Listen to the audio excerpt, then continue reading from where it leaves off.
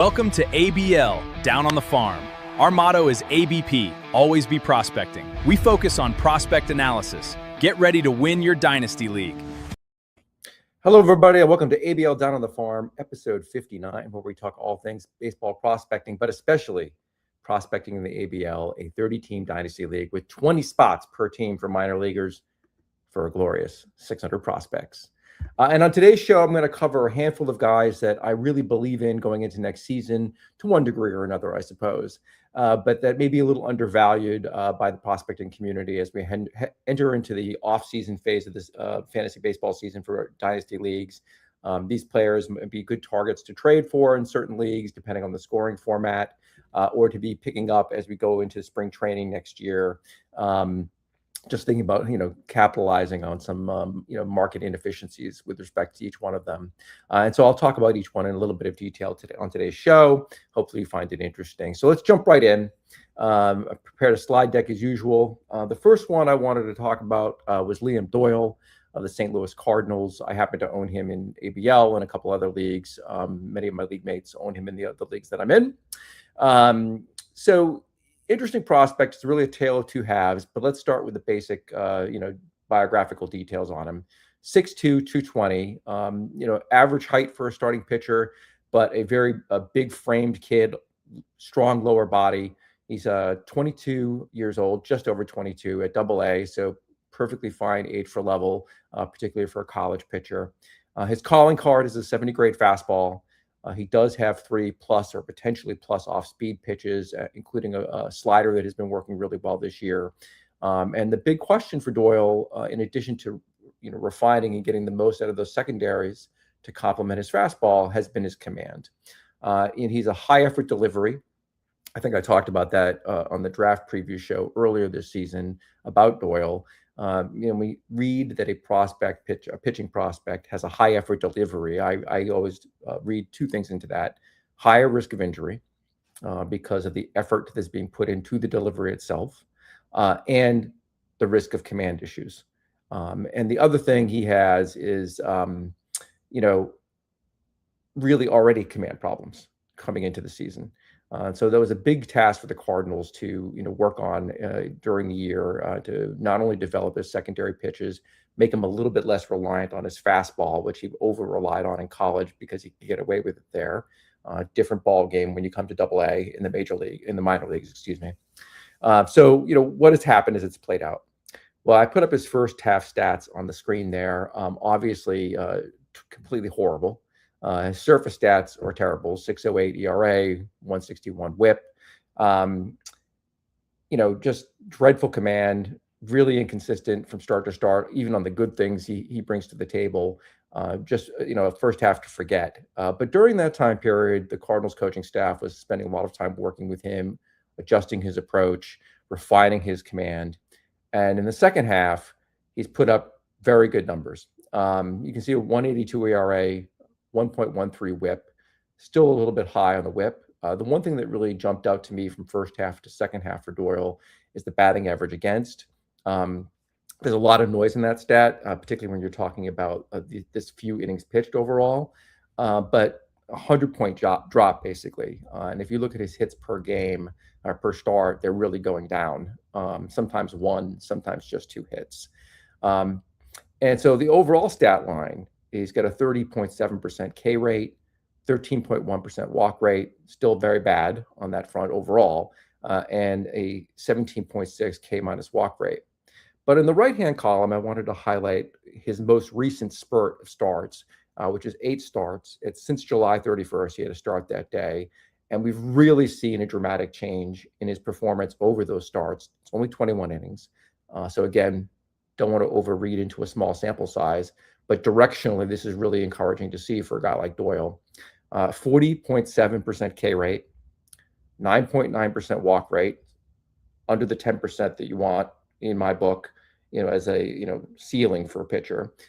So I still like to see a little bit lower, but when you're coupling it with a 40% or 41% strikeout rate, it nets out to basically a 31% K minus walk rate, which is ridiculous. So great to see.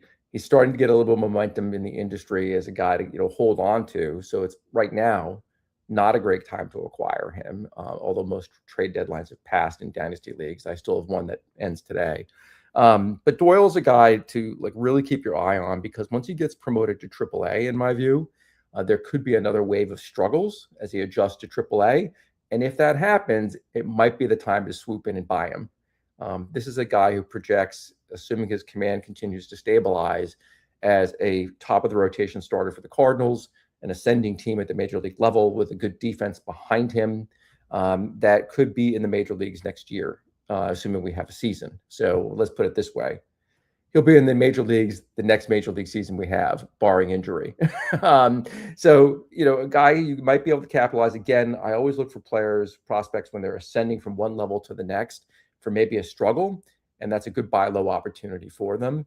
So he may be a guy you still have to give up a fair amount for him, but you may be able to acquire him for a relatively reasonable cost, as opposed to that high-level first-round draft pick that he cost a lot of people coming into the season. But very encouraging strikeout rate. Really like what the Cardinals have been doing with him to get his command in check. Definitely a guy to keep an eye on. I have a bullet next to him going into next season. I own him in a couple leagues, but not as many as I would like. So let's talk a little bit more about the Cardinals' just pitching development overall. I read about a really, lazy, in my opinion, scouting report on Liam Doyle earlier this year by a prospecting guy I respect. But it had this narrative comment, I would call it, about Doyle, which was that the Cardinals don't develop pitching well. And it's really dangerous to form a narrative around a prospect to bolster your evaluation of that prospect as a scout, in my view. It's kind of like that pre-Moneyball, thinking process about like, oh, well, he's got a good body type, or his girlfriend's pretty or not pretty. It's a little bit better than that, because at least it has something to do with the organization he's in. But what the comment ignored is that the Cardinals have completely revamped their player development system, particularly on the pitching side. And what they've done in the last year is bring in a lot of people from the Cleveland Guardians organization, an organization very well known for developing pitchers. And they've also brought in folks from the Seattle Mariners organization, yet another organization known for developing pitchers, and as well as somebody from the Dodgers organization, to develop kind of an approach to keeping pitchers healthy, keeping them on the field, and making sure that they're progressing physically throughout the course of the season. And I list all those individuals on the left side of the screen. I won't go through them individually, but all those guys are new people in the organization under Chaim Bloom. And on the right-hand side, I talk about what the Cardinals have done over the last year in terms of changing their approach to pitching. They've been starting to emphasize arm slot tailoring. In other words, having individual coaching for the individual pitcher to maximize their arm slot and adapt to the player's skills, as opposed to trying to make them into contact pitchers, which is an approach that the Cardinals have had for a long time. They've also modernized their technology throughout the minor leagues in order to leverage metrics, in order to get the most out of the opportunity to individually tailor prospect development. And lastly, you can see that emphasis on individual development as opposed to the Cardinal way. In other words, taking a pitcher and trying to make him fit into the Cardinal system versus taking the player you drafted, the skill set they have, and maximizing that skill set. So it's really a systemic change in the Cardinals' approach. And if you think back to this last season, there have been a lot of pitchers in the Cardinals minor league system that have been pop-up prospects this year. You've got Fajardo, Sagente's like reinvigorated his career. You've got Tanner Franklin has had a great season, kind of coming out of nowhere in terms of prospect ranking. And Liam Doyle, who the Cardinals, this group of leadership in the Cardinals identified as a number 5 overall draft pick, is now starting to get some traction in the second half of this year. Obviously, he's got to hold, the fort, continue developing in that way, but a very encouraging second half. His last 8 starts or so by Doyle, they include a 10 strikeout start and a 9 strikeout start, in which he gave up very, very few hits. He will still have an occasional start where he walks too many batters, like a 3 or 4, but what you're seeing is a stat line of like 1 or 2 hits, 1 or 2 walks, and more strikeouts than innings pitched. And that's starting to become a consistent theme with him. So it'll be very interesting to see how he finishes out the year. Do the Cardinals promote him to AAA? We'll see. Probably let him finish the year in Springfield, but we'll see how it progresses for him. But again, very excited about Doyle. And, I would also just note that, what I just went through with the Cardinals organizational changes, you similarly don't want to form a narrative around that, but you want to keep an open mind that, a player in this organization, might, benefit from this new change and not be beholden to the things that have happened over the last 10 or 15 years when all of that leadership is gone. So again, don't buy totally into the narratives, in my view, and rather look at, what's happening on the ground and the scouting reports in terms of the skill sets that these players have, and is the organization getting the most out of them. In this instance, I think the Cardinals are doing that with Doyle in the second half. Hopefully they keep it up, since I'm a Cardinals fan, and since I own Doyle in the ABL, but I know a lot of my friends have him in other leagues that I'm in, and hopefully he continues to progress for their sake as well. So let's talk about the next prospect on the list that I wanted to talk about, which was Joshua Gonzalez, who was a very well-regarded international prospect, the DSL prospect that the Giants signed a couple of years ago. He's with the ABL Braves. He's an interesting prospect because in a lot of ways he's had a very quiet season in the industry. Not a lot of tweets about him, not a lot of posts, not a lot of ink spilled about him on various websites this year that I've seen, at least. And there are a lot of young shortstops in the major leagues, in minor leagues, excuse me, and including a lot of really talented shortstops in the Giants pipeline coming up. And he's somewhat, in my view, been obscured this year. And I think it's potentially progressing to a buy low opportunity on Gonzalez. So I want to talk a little bit about that. Let's start, as I always like to do, with the basic biographical makeup. 5'10", 178, slighter frame, for a hitter. I do like hitters to be 6'1", 6'2". As I've talked about it before, this frame, really threatens his power grade. He already had a 45 power grade coming into the year. And I'll talk a little bit more about how his power is played out over the course of the season. But, it does not project as a power hitter. So he's going to really have to deliver in other areas to be a top fantasy producer. And we'll talk about that. He is 18 and 10 months at, A ball. So young for the level, kind of right where you want him to be. And, his repertoire is being a very slick fielding shortstop. He's going to stick at shortstop. He's got a cannon for an arm. And he's got, really good natural speed, and he's got a good hit tool. Those are his calling cards. And, the question is going to be how those, continue to progress as we move along the pipeline. Let's see how he's doing right now. 345, 447, 548 with a 450 weighted on base average. It's an excellent stat line. So right now his value, if he went out to approach an owner about Gonzalez, they'd really want a lot. So I don't think it's time to buy him right now. If I had him, I'm holding him. Let's look at what his plate discipline looks like. 15.3% walk rate, just what you want to see. He's got a 20% K rate. Not spectacular, but good. So he's showing good bat control. He's showing good eye at the plate. He's also delivering a lot of extra base hits, but a lot of those are doubles and triples. So he's utilizing his speed. It's showing up in games. He scored 46 runs in just 49 games. Again, a hallmark that when he gets on base, he's getting around the bases. He's scoring, stretching singles into doubles, doubles into triples, advancing on ground balls, those kind of things. And he's also walking to get on base to, basically exhibit his speed. So a lot of good things you see there. He is not a very good stolen base guy yet. He does have 13 steals, and he had 33 last year in the DSL. But this year, playing against better catching and better pitching in terms of holding base runners, 13 steals and 18 attempts. That's a very poor ratio.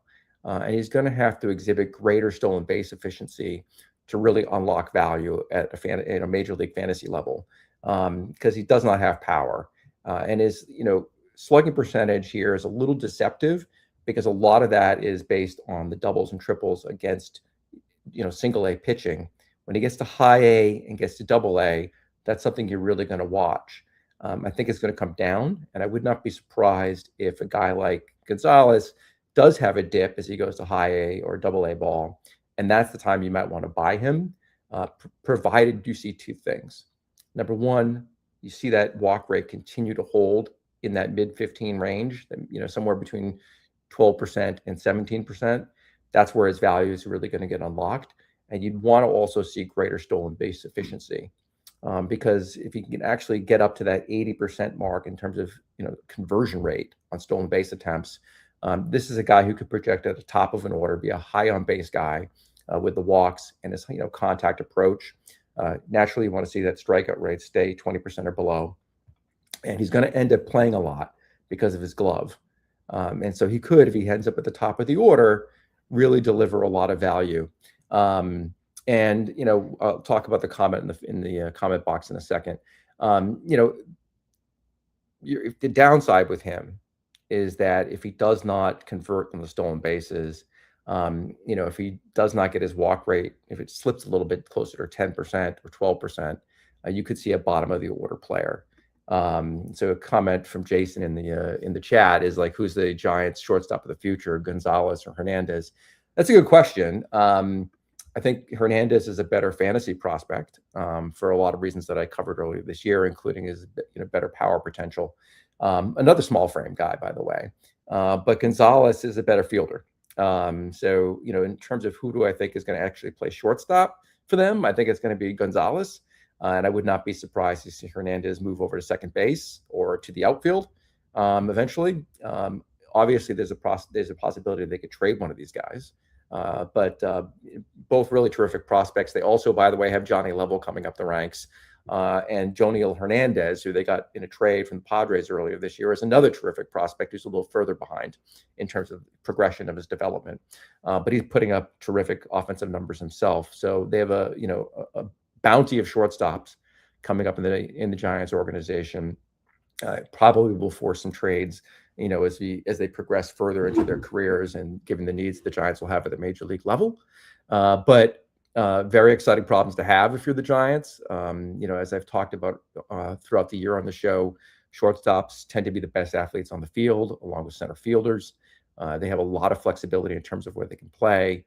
Any of these guys could play third base, shortstop, or second base. And most of them can probably play in the outfield, including center field. So really good problems to have. Really like Gonzalez's overall profile. Again, he's a little bit overhyped in terms of his performance on the field right now, but under the radar in the industry as a whole. And if his performance does dip when he gets promoted to high A ball or double A ball, there could be that buying opportunity that I like to look for these kind of prospects. But otherwise, the guy, if I have him, I'm holding because I really like the future. He could be a great accumulator as things progress. And if he does succeed at high A ball or double A ball right away, it becomes a really good opportunity to sell high on. So we'll see how it plays out. But I do like Gonzalez. Thought it was worth highlighting him because I have not seen a lot of coverage of him this year relative to the other shortstops I've mentioned, along with Jesus Mate and Leo DeVries. There are a lot of terrific shortstops coming up the ranks right now, and I'm sure I'm omitting several of them. And so Gonzalez, in some ways, has kind of faded from that discussion, and so worth just checking in on him to see how he's doing. So let's talk about the next guy on the list. It was Josh Owens of the Texas Rangers, who's owned by the ABL Mariners. Owens is an interesting prospect to me because he's a two-way player, and the Rangers are letting him play both ways and giving him a lot of leash to do so. He's got 21 innings pitched so far this year. A ton of plate appearances between the complex and A-ball. He just got promoted to A-ball. 6'3", 185, 19 years old and 7 months at A-ball. Very good age to level. He was a little bit older for the complex, but now he's right where you want him to be. Really strong frame for a hitter. Solid frame for a pitcher. 6'3" is a pretty good height for them. I prefer to have 6'5", 6'6", or in some cases 6'8".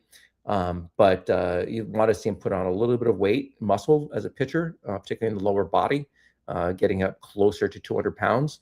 Those slighter frames raise delivery and durability issues potentially. But again, the guy is playing both ways right now in the minor leagues. Going into the season, he was regarded by a lot of people as being a better hitter than a pitcher. And I think you're starting to see that flip. The script's going to flip on him, and people are going to start regarding him as a pitcher first. And that's what potentially creates a buying opportunity here to me. This is a player, in my view, who could end up being a pitcher only. And you want to buy him before that happens, because right now his value is being obscured, I think, by his hitting statistics, which are, not great. So let's talk about those first. 255, 345, 469, with a 367 weighted on base average. Not a particularly spectacular, stat line there for a guy who was 19 at the complex. 9.5% walk rate. Really like to see my hitters 10% plus. So he's close, but not walking a lot, and that's somewhat alarming for a guy who was at the complex most of the year, and wasn't able to take advantage of inexperienced pitching the way I would like to see a well-regarded hitting prospect do. What really stands out, of course, is his 36.9% K rate, which is brutal. Just awful. Again, particularly given the level of competition he's going up against. He does have 9 home runs. There's no question that this guy has power. The question is whether or not it's ever going to matter, because he's not going to get to it in game, because he just strikes out a ton and his approach is not great. So when a guy who owns Owens may be a little down on him when you look at that stat line, particularly if you think he's going to be a hitter first. Now, because he's playing both ways, he doesn't have a ton of innings, but the innings he has pitched have been pretty good. 27% strikeout rate, 7.9% walk rate, very solid walk rate. Would like to see it a little bit lower, but 7.9 is something you can live with, particularly if you have the Ks. And his K minus walk is 19.1, excuse me. Like to see that at 20% or up. So he's progressing in the right direction from the pitching. And then scouting reports I've read about him have been really glowing about his fastball, the development of his secondaries, his control getting to where it needs to be. But it's all a very small sample size. So again, before that becomes a larger sample size and people start to realize what they have in Josh Owens as a pitcher, and before the Rangers fully realize what they have in Josh Owens as a pitcher, this is the guy to buy low on right now. You can probably get him at a pretty good value right now, in my estimation. I have a share of Josh Owens myself, and I've started to see people ask for him in trades, but not a lot. He's not somebody I'm offering out right now because I think his value is a little depressed. But if you're looking to hawk a prospect that might really explode in 1 or 2 years, this is a guy to keep an eye on. Obviously, he just got promoted to A-ball, as I mentioned, so we're going to see how he does against A-ball hitting as a pitcher. So we'll see if this continues along the line that I'm suggesting. He could obviously falter, and all this is out the window. But an interesting guy, very athletic player, terrific, all-around player. So definitely worth investing in my view. And again, an interesting buy low in the Texas Rangers organization. So let's talk about the next guy on the list, which is a player I really like as well. And this is Johnsy Colome of the Oakland Athletics, another guy that I own in ABL. Colome is a guy I'm really high on. I've been high on coming into the draft and all year. Top international signee, 6'2", 190, great frame for a 10-month-old kid. When you see that kind of height and weight already at 17 years old, this is a guy who projects at like 6'2", 215, great hitter frame. It's really ideal from my perspective for a hitter. He plays shortstop right now. He's very toolsy, probably projects as a third baseman. Given his size, he's probably going to shift over to third. He's got a cannon for an arm, tremendous raw power, 60 grade coming into the season. His hit tool was graded by most industry outlets as at about a 55, above average. But I think we're starting to see him develop the traits and exhibit the traits where you might see an upgrade to a 60 grade. So a player who could be a 60-60 hit tool, power tool guy with average speed. So far, and I also done on the slide, he has about a 15.3% chase rate, which is very good, particularly for a kid his age, which is kind of like bolstering what I comment about his hit tool maybe getting an upgrade as we head into next year. His slash line over 138 plate appearances is solid but not great, which is why he might be a buy low opportunity for you. Again, similar to Doyle, this is a kid you're going to have to give up something for. You're not going to get him cheap. But cheap relative to the initial acquisition cost, what you might have had to pay preseason for a guy like Colome, and now might be the time to strike for him or getting him in this offseason as trades reopen in most dynasty leagues. So let's talk a little bit more about him and what I'm seeing. 21% walk rate, very, very good. He's got a 17.44% K rate, which is really good for a slugger of his stature. And you always love to see more walks and strikeouts, is what you're seeing in droves here. It is bolstered by not being passive, but by actually having good decision making, and that's reflected in that 15.3% chase rate. The interesting thing about him is he only has 2 home runs, despite that 60 grade power, and has a 202 isolated power, which is good. So he's getting a lot of extra base hits, but he's not driving the ball out of the ballpark. And one of the reasons for that in the scouting reports that I've read more recently about him is his launch angle. It's a little bit flatter than you would like to see, but that is a correctable thing. Coaches can address that, and particularly when he comes stateside next year, I wouldn't be surprised if the Athletics adjust his launch angle and really unlock something for this kid, which is why he's an interesting buy low guy right now to me. Before he taps into that raw power, you can already see on the right-hand side of the screen, he has elite exit velocities. It's 90th percentile exit velocities already. One adjustment away from being potentially a breakout candidate next season. He's already well regarded, but this is a guy who could shoot up prospects lists this year. He was injured coming into the season, so that is a bit of a red flag. It has hindered his development this year in terms of just being able to play. But he now is 138 plate appearances into the season, still a relatively small sample size. But as he gets more coached up, as he comes stateside next year, and gets, in contact with people who have better, infrastructure, can talk to him about his launch angle, maybe it gets tweaked, and we'll see if he gets unlocked next year.